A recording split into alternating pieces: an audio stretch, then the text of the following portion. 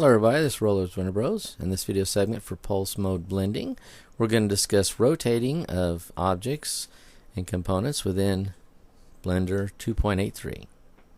You can see here that we're running version 2.83.4, so we'll start by going ahead and getting rid of the splash screen, and there's the default cube. So if you've noticed up here while you're in object mode, there's an actual rotate button right here. You can click it. But first we're going to show you on the keyboard, because a lot of people use a combination keyboard and mouse to do their modeling. So you can hit the R on the keyboard to also get the free rotate, and you can see the cube there is rotating all around as we move the mouse. But you can also use the X, Y, and Z axis to minimize the rotations to that particular plane.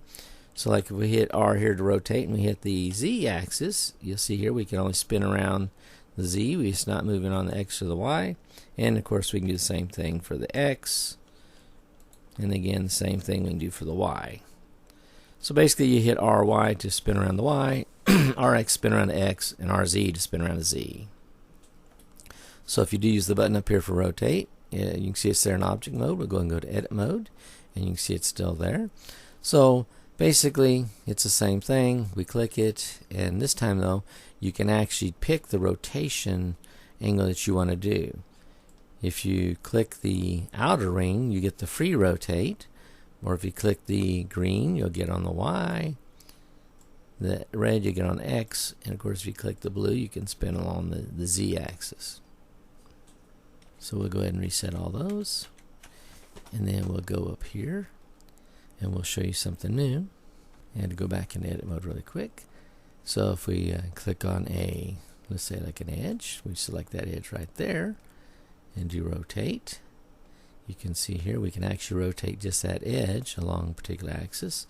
So you can rotate the object, or you can rotate individual components to get what you want inside the viewport.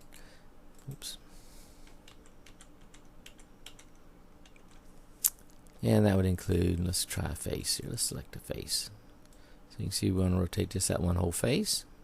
So you can see how really quickly that cube can become different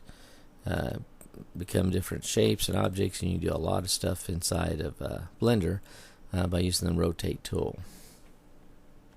We hope you enjoyed this video presentation. Have a great day.